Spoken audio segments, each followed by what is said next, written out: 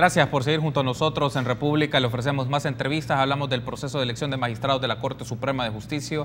La Asamblea Legislativa no ha tomado decisiones al respecto todavía, entonces nos gustaría ofrecerles un análisis sobre esto. Y es un gusto para mí recibir a Germán Rivera, abogado en materia constitucional y miembro de la Junta Directiva del Centro de Estudios Jurídicos. Y también es un gusto para mí recibir a Javier Argueta, director legal de la ANEP. Buenos días, bienvenidos a República. Gracias, buenos días. Buenos días, Germán. Gracias por estar conmigo esta mañana y bueno, sus primeras reacciones sobre esto, ¿no? Se esperaba que la Asamblea Legislativa emitiera una decisión. Ayer se convocó a comisión política. La comisión política, como hablamos con los invitados anteriores, constituyó una serie de dimes y diretes y comentarios entre el diputado no partidario con Guillermo Gallego, con Alberto Romero, el primero de Gana, el segundo de Arena. No se tomó una decisión. El presidente de la Asamblea Legislativa, Norman Quijano, pues cerró la plenaria ayer casi a las 10 de la noche o pasadas las 10 de la noche, y lo que convocó es que si se tomaba decisión se iba a hacer una convocatoria extraordinaria. Entonces todavía no tenemos magistrados de la Corte Suprema de Justicia, Germán. Bueno, yo comenzaría por indicar de que esperábamos que los magistrados fueran elegidos en tiempo. Partamos de ahí, ¿no?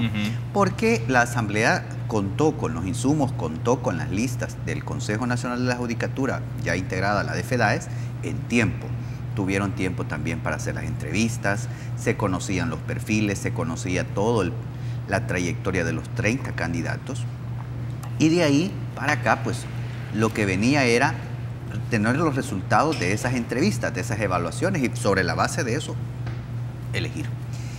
A la fecha, efectivamente, la Asamblea incumple con esa obligación constitucional porque deja a uno de los órganos fundamentales del Estado y particularmente a la Sala de lo Constitucional sin la completa integración para poder dar la verdadera garantía de los derechos fundamentales de todas las personas. Sí. Eso por un lado. Pero por otro, uno pudiera pensar que qué ha motivado este retraso y uno puede especular sobre diferentes situaciones. Por ejemplo, que a estas alturas se esté discutiendo nuevamente los perfiles y ver listas cuando ya se hicieron las evaluaciones, cuando se creó una comisión para ello, cuando se hizo público y se pudo entrevistar a los candidatos y candidatas, no tiene un poco de sentido, no le encuentra uno la lógica.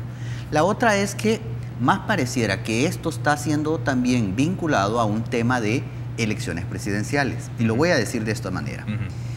Me parece que las circunstancias de integración de la sala también ahora ha recogido un componente que va en relación a cómo va a perfilarse las candidaturas también para las elecciones del 2019.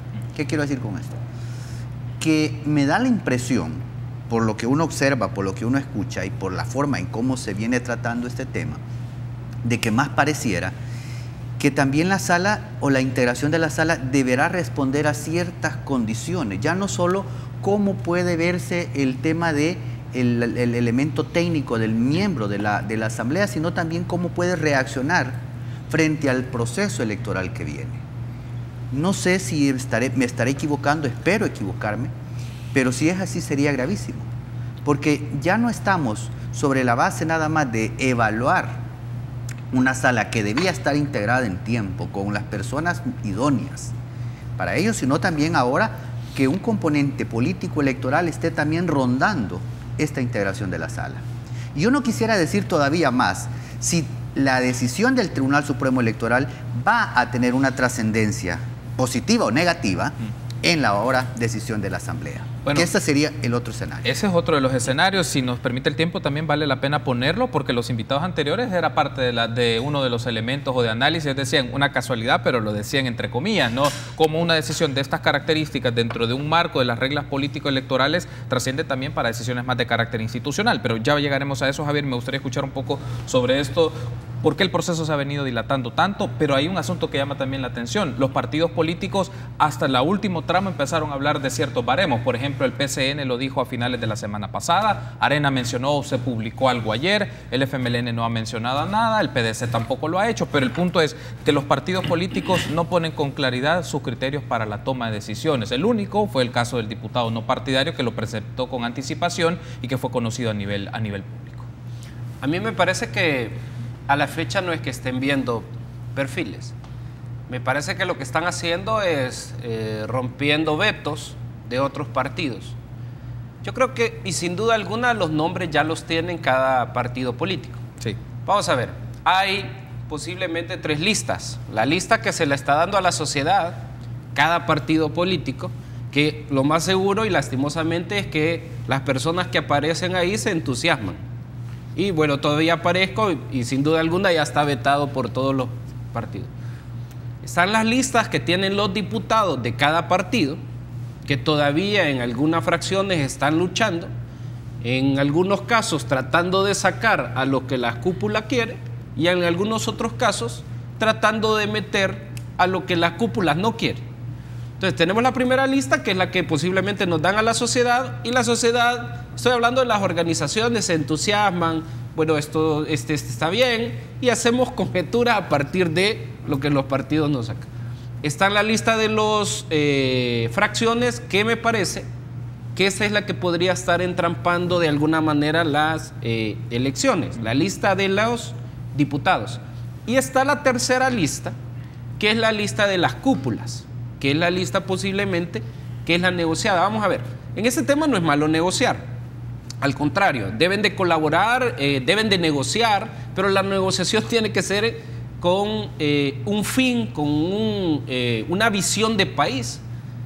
No debe de ser una visión donde yo voy a estar sujeto, cúpula partidaria, o yo, diputado, voy a estar sujeto a que este magistrado en probidad me va a librar, o este magistrado no va a dar su voto en contra para que no me pasen a enriquecimiento ilícito. Entonces, todos esos choques que se están dando, de alguna manera pueden contradecir lo que verdaderamente toda la sociedad queremos. ¿Y qué es lo que queremos toda la sociedad? Germán, mi persona, muchos abogados o pocos abogados, somos usuarios de la Sala de lo Constitucional. Y yo lo he dicho, cuando nosotros presentamos o hacemos una demanda de país donde te quieren quitar las pensiones, una demanda donde te quieren subir el 13% de la energía eléctrica, una demanda donde los intereses partidarios de propaganda están sobre la Constitución, etcétera, preparamos y la presentamos, partimos que estos magistrados van a tener una labor técnica constitucional.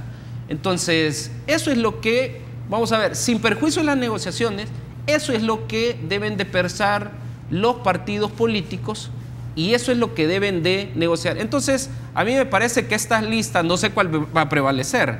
La que menos va a prevalecer es la de la sociedad, lo más seguro, ¿verdad? La que nos cuentan, y la que está en pugna es la de los diputados, no quiero mencionar fracciones, y la de las cúpulas partidarias.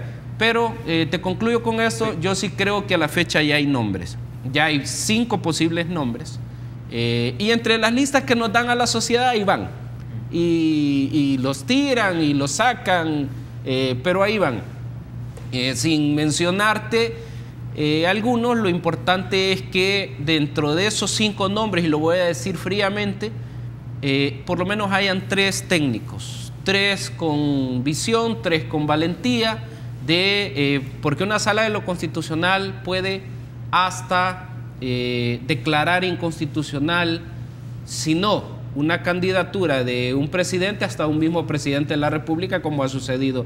Entonces, lo peligroso de tener esa arma tan fuerte y cargada de una persona que se vuelve magistrado y que no conozca los efectos, pueden ser muy dañinos. Hay un asunto antes de irme a la pausa, y ya que lo mencionaba Javier, Germán, los partidos presentaron listas ya en el tramo final, en la convocatoria que se hizo a la Comisión Política, y empezaron a surgir coincidencias de lo que mencionaba Javier. Hay una lista en función de la evaluación que tienen organizaciones y el posicionamiento que han tenido varias, pero ya los partidos empezaron a mostrar listas y en algunos casos hicieron cambios. En el Partido Arena hicieron cambios en algunos nombres, que es un aspecto que vale la pena mencionar, pero yo solo lo menciono en función de coincidencias. Por ejemplo, 4 partidos políticos, la coincidencia en 3 nombres: Carlos Ernesto Sánchez, Carlos Sergio Avilés y Sonia Elizabeth Cortés de Madrid. Coinciden, por ejemplo, Partido Arena, Gana, PCN, FMLN, PCN. Hay coincidencia entre estos 3 perfiles, y como mencionaba Javier, puede ser que entre estos 3 sí aparezca la lógica de estas 3 personas que podrían constituir la Sala de lo Constitucional. Sí, efectivamente, es decir, cuando se piensa en 30 candidatos que entran en esta lista, Desde luego es porque han cumplido una serie de requisitos, pero esos 30 candidatos dentro de la Asamblea van a ser evaluados nuevamente y van a verificar quiénes han cumplido la mayor cantidad de los elementos que tanto la ley, la Constitución y la jurisprudencia constitucional establecen. Y a la fecha nosotros podemos ver de esa lista que se ha dado a conocer que coinciden nombres, pero más allá de eso, todavía a nosotros nos sigue sorprendiendo un poco, digo a la sociedad, el hecho de que se siga discutiendo sobre coincidencias de listas y no sobre perfiles, sobre elementos académicos que están ahí establecidos, ¿verdad? Entonces uno se pregunta, bueno, ¿qué es lo que está tomándose en cuenta? ¿Ya? Esa es la duda. ¿Qué es? Porque no queda claro. ¿Ya? Entonces, cuando uno piensa en el proceso de elección de candidatos o de funcionarios de segundo grado, uno esperaría que la Asamblea también tenga la suficiente transparencia y claridad de cuáles son los elementos que se están tomando.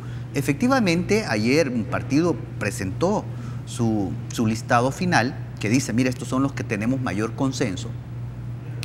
Y se ha dicho que tenía también un baremo de que había sido utilizado, pero no se ha conocido. Entonces, cuando uno observa eso, y bueno, ¿por qué no se hacen públicos? Si la idea es que vas a elegir a funcionarios, ¿por qué no hacer públicos todos esos elementos en virtud de los cuales los estás elevando a posición tal o a posición 2, etcétera? Sí. A excepción, repito, del candidato no partidario que presentó, y eso es un muy buen ejercicio para futuros procesos también, porque hay que mejorar todos estos procesos. Debo de hacer una pausa, pero me gustaría que al regresar hablemos un poco la lectura de qué significa de ciertos grupos parlamentarios. El de Arena por tener la mayor cantidad, y tuvimos hace unos días con nosotros a periodistas de la revista Factum, y ellos nos mencionaban que Arena, desde su perspectiva y por sus indagaciones periodísticas, estaba dividida. Había posicionamientos marcados sobre a cuáles iban a respaldar y a quienes no iban a respaldar estos dos bloques o estos segmentos de diputados. Pero también está la postura del partido Gana, que también quiere mover piezas en ciertos perfiles. Una pausa, regresamos.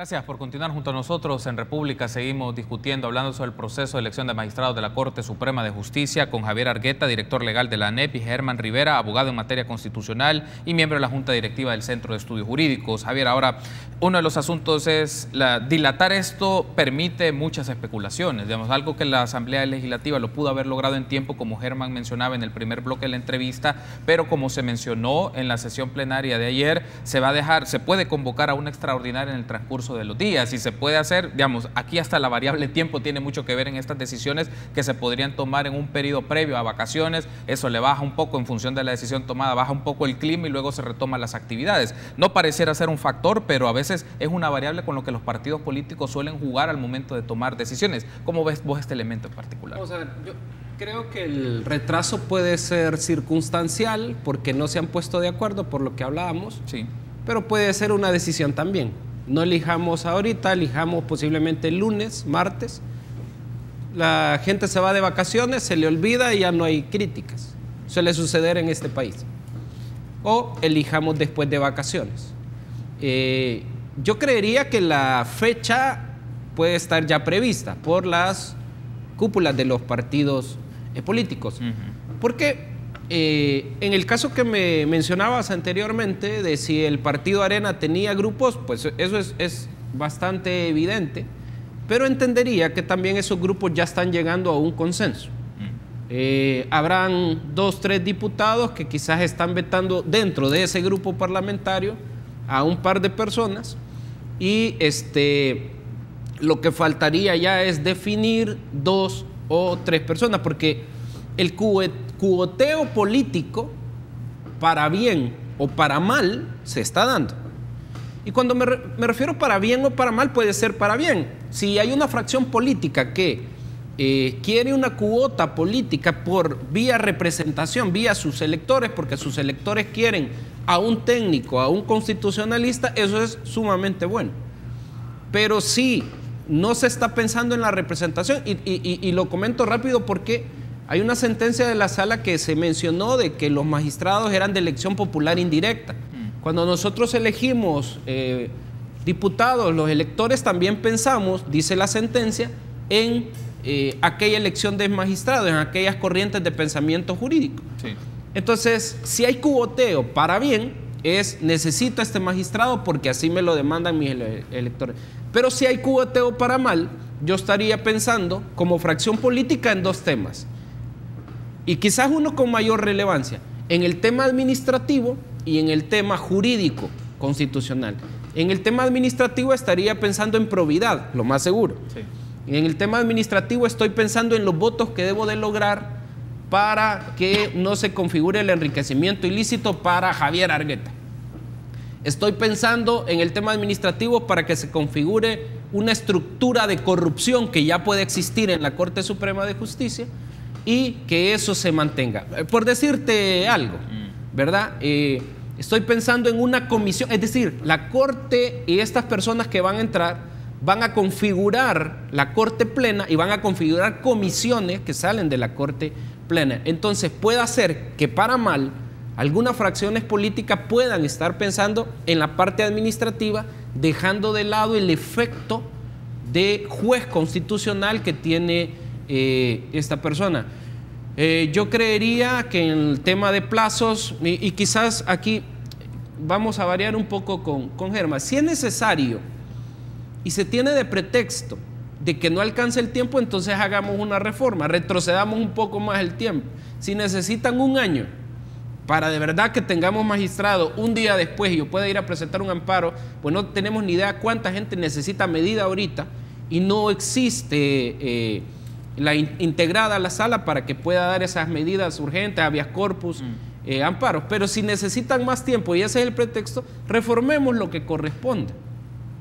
Porque el problema, si quiere mencionarlo así, es que en la sala de lo constitucional por jurisprudencia se estableció de que no pueden moverse de sala. Y a mí me parece correcto eso, siempre y cuando elijas a constitucionalistas. Claro, cuando no hay una lista de constitucionalistas, hay que elegir los mejores técnicos y que van a estudiar el derecho constitucional. Entonces yo creo que los tiempos pueden ser, a mí me parece que son más adredes que circunstanciales. Hay un asunto que mencionaba aquí Javier, Germán, en el consulto, es un aspecto relevante de los perfiles, personas con conocimiento en el ejercicio del derecho constitucional, que eso es un aspecto fundamental, pero deja entrever que no necesariamente va a ser un criterio de los diputados o diputadas para eso, sino más bien un aspecto técnico que tiene que ver con aspectos administrativos o circunstancias administrativas del ejercicio de la sala y de la Corte como tal, pero aquí requiere un aspecto de conocimiento constitucional, ya sea para el campo electoral,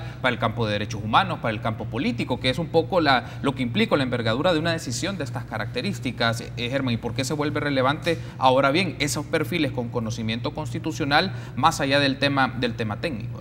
Lo que sucede es que la Sala de lo Constitucional no solo conoce de materia eminentemente técnica constitucional, porque la técnica constitucional te incorpora, por ejemplo, temas de economía, te incorpora tema electoral, te incorpora tema, por ejemplo, financiero, tributario, etc. Entonces, siempre hay necesidad de magistrados y el equipo que tiene la Sala de lo Constitucional también, de especialidades que puedan coadyuvar en toda esa labor que desde luego se resuelve sobre la base de la Constitución.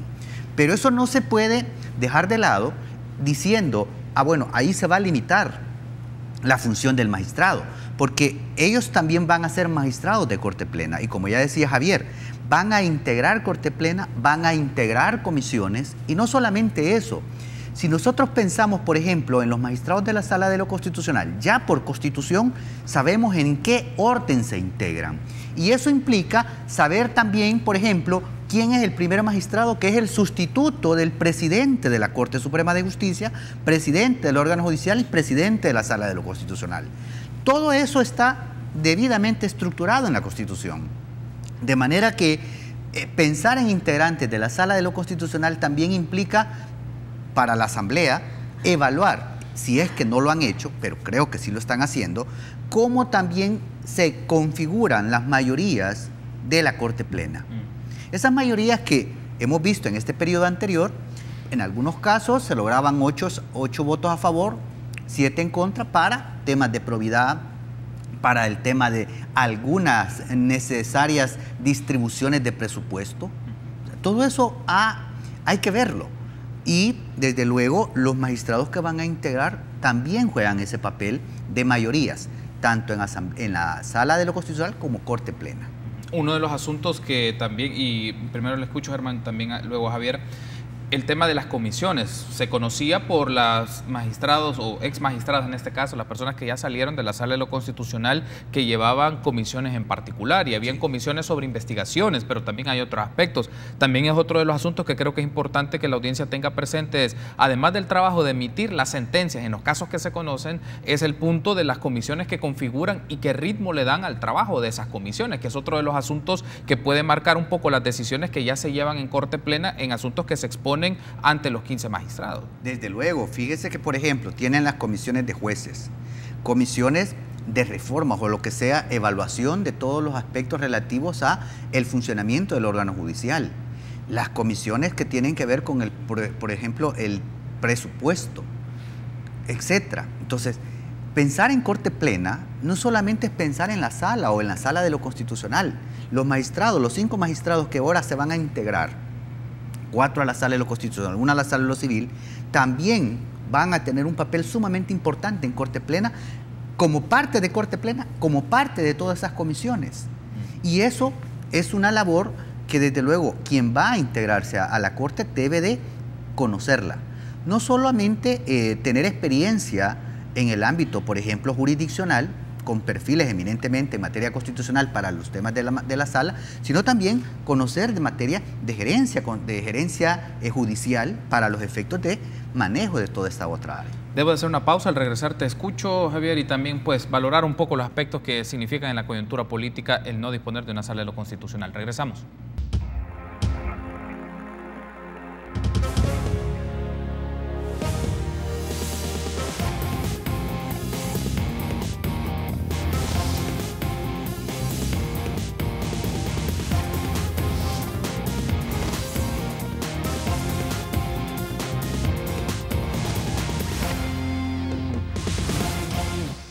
Último bloque de la entrevista que tenemos con Javier Argueta y Germán Rivera. Hablamos del proceso de elección de magistrados de la Corte Suprema de Justicia, sus implicaciones y también el significado que tienen para la manera en cómo opera el órgano jurisdiccional en el país. Ahora un asunto que quiero aprovechar porque es un tema y una decisión de coyuntura, Javier, es un vínculo. ¿Cuál es tu lectura del vínculo que puede tener una eventual decisión? Ya se ha dicho por el Tribunal Supremo Electoral, pero no se ha hecho pública cuál es la decisión en el caso de Cambio Democrático y otra serie de partidos políticos que podrían ser cancelados. Pero partiendo de la idea de que serían estos partidos políticos cancelados, ¿cómo se encuentra su condición de ampararse o acudir a qué instancia? Digamos, ¿a quién pueden acudir si no está configurada una Sala de lo Constitucional? O sea, ¿cómo se puede hacer la lectura de este caso si lo tomamos como ejemplo para ver la condición el significado, la implicación que tiene no disponer de una sala?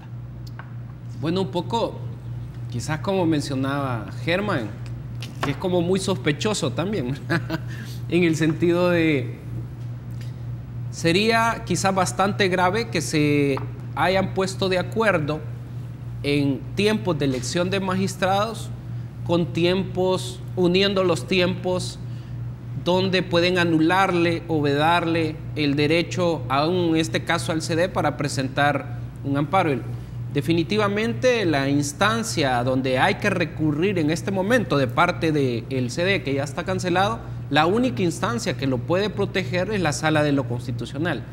Si bien ya hay una resolución por parte de la Sala como órgano o institución, donde sí básicamente autorizaba, digamos, que el tribunal diera la cancelación, pero esas resoluciones pueden ser revertidas. Pueden ser revertidas por 4 criterios que ya ha dicho la Sala: cambia de la realidad normada, configuración de la subjetividad del tribunal, esto es que hayan nuevos magistrados, error en la interpretación. Si nos quedamos en el segundo, esta Sala cuando entre puede analizar ante un posible amparo si revierte la decisión no solo de la anterior Sala, sino además del tribunal, y puede ordenar como medida cautelar que se mantenga. Entonces, si eso fuese así, fuese grave, independientemente de quién sea el candidato, que sea malo, que sea bueno, pero la protección jurisdiccional hoy por hoy sí está anulada para estos temas. Y si está anulada, insisto, adrede, sería malo para el país, no solo para el CD, sino para todos aquellos ciudadanos que creemos en la institucionalidad del país. Yo espero que no, yo espero que los tiempos se den pronto. Yo me imagino que el CD pues va a intentar un posible amparo, quizás sería acá, bueno, sí, un amparo, y yo creería que la sala podría estarse eligiendo, como te decía, porque ha pasado o lunes o martes, y si no, pues quedaría para la siguiente semana. Cuando digo lunes y martes, antes de vacación, para que todos nos vayamos a descansar y no pensemos en esos magistrados que pueden quedar, que sean buenos o malos para el país, pero podemos criticarlos si estamos en días hábiles, ¿verdad? Ahora, hay un asunto, Germán, me gustaría escucharle sobre este punto, la conexión de este caso en particular de cambio democrático y la necesidad, o puede tener legítimo derecho a acudir o ampararse, pero no tiene ante quién hacerlo. ¿Cómo lee usted este aspecto? Como lo mencionaba en el primer bloque de la entrevista, Germán, es que ahora se ha fusionado, se ha combinado el tema electoral en el proceso de toma de decisiones sobre quienes constituirían el Tribunal Constitucional en el país. Sí, yo decía, pareciera eso, pues pareciera que los hechos nos están indicando que hay un componente nuevo en todo el proceso de selección de los magistrados de la Corte Suprema de Justicia, que espero me equivoque, digo. Sin embargo, uno piensa, mire, ¿qué sucede si la sala no está integrada? Pues obviamente cualquier ciudadano, usted, Javier, yo, bueno, el Centro de Estudios Jurídicos por eso acudió ante la Comisión Interamericana, porque definitivamente no tiene el ciudadano salvadoreño, la persona salvadoreña, a dónde acudir ante las violaciones de sus derechos. Llámese Juan Pérez, llámese CD, llámese cualquier posible candidato, no tiene. Y ese es el punto. Si la sala no está integrada, obviamente no va a acudir a la Procuraduría de Derechos Humanos, porque la Procuraduría no tiene todo ese esquema jurisdiccional para dar esa protección. Es la sala. Entonces, uno pudiera sacar conclusiones, que digo, puedo estar equivocado, quisiera estar equivocado, pero si los hechos me están indicando otra cosa, la conclusión puede ser esa. Ahora, la Asamblea, creo que para no crear mayor elementos de conclusiones erróneas, debería de elegir a la mayor brevedad a los magistrados de la Sala de lo Constitucional, con elementos técnicos, porque hay personas que cumplen ese perfil. O sea, yo fui presidente del Comité Central Electoral de la FEDAES, donde se eligieron a 15 de los 30 candidatos, y uno puede decir, mire, revisamos perfiles académicos y hay gente. En el Consejo Nacional de la Judicatura también se hizo. Ahí están en esos 30. Lo que no quiere decir dentro de la Asamblea es que, porque son los 30, automáticamente los 30 tienen la misma evaluación. Eso es otra cosa. Pero ahí hay perfiles. Cierro entonces con esto, Javier, desde tu perspectiva, ¿qué elementos son fundamentales que los diputados y diputadas y los jefes de fracción de los grupos parlamentarios justifiquen ante la ciudadanía una toma de decisiones? Es decir, cuando me refiero a eso es no solo el argumento más político que es parte de los discursos, es qué elementos no solamente técnicos e información que debe estar a disposición del sitio de la Asamblea Legislativa para que conozcamos qué insumos marcaron esta toma de decisiones. Sí, los elementos políticos son importantes porque ellos tienen una representación electoral. De hecho, lo que comentaba es la sentencia. Tienen que ver, por ejemplo, si piensa el tema de aborto, si piensa el tema de matrimonios de igual sexo. Es decir, hay un electorado detrás que tienen que representar y escoger así corrientes de pensamiento jurídico. Pero lo correcto sería los baremos que ya algunos diputados, el diputado independiente, algunas organizaciones han sacado, experiencia, academia, carácter, incluso se puede medir lo que se hace para ingresar, por ejemplo, al Consejo Nacional de la Judicatura, hasta exámenes psicológicos. Todo lo que se hizo en el Consejo Nacional de la Judicatura, todo ese proceso duro que pasaron los candidatos y que algunos los dejaron fuera, siendo las mejores notas, eso es lo que correspondería hacer en la Asamblea Legislativa. Y, aunque no sea formal, pero entiendo yo que algunas fracciones lo están haciendo. Ojalá que de esto salga lo mejor para el país y no nos equivoquemos, porque serán 9 años de equivocación o 9 años de gloria como los hemos tenido para la Constitución y para el carácter personalista de la Constitución como lo hemos tenido en la anterior sala. Muy bien, quiero darle las gracias por haberme acompañado, gracias Javier, gracias Germán por ofrecernos su análisis y las implicaciones que tiene no disponer de una sala de lo constitucional para el tema de los amparos y los recursos que cualquier ciudadano, organización puede hacer, pero también el elemento de carácter político, obviamente, porque en la Asamblea Legislativa se hacen este tipo de deliberaciones y análisis. Gracias por haberme acompañado. A la orden, un gusto. Establecemos entonces un enlace con QVole, con Francisco Valencia, para que nos comente cómo va el programa de este jueves 26 de julio. Buenos días, Francisco, un gusto saludarte. Gracias compañero, también para tus invitados, muy buenos días y para toda la República Salvadoreña que nos están viendo. Hoy traemos un programa como siempre cargado de entretenimiento, buena información y buena música, y para todos los que están con eso, que quieren entrar a una dieta a base de proteínas, te diremos cuál será la alimentación perfecta para poderlo lograr. Esos temas nos van a faltar también. De igual manera, los médicos que ya están en la sala de espera para darle esas consultas gratis a nuestras personas que nos ven siempre de lunes a viernes a las 8 en punto. Ese es otro programa, ¿verdad? 8 en punto. ¿Qué tal? Bueno, gracias y feliz día. Excelente entonces, Francisco. Éxitos en el programa Gracias, de este día. igual. Un saludo a todo el equipo de QVole y estoy seguro que la audiencia de República se quedará con QVole. Será hasta mañana, 6:30.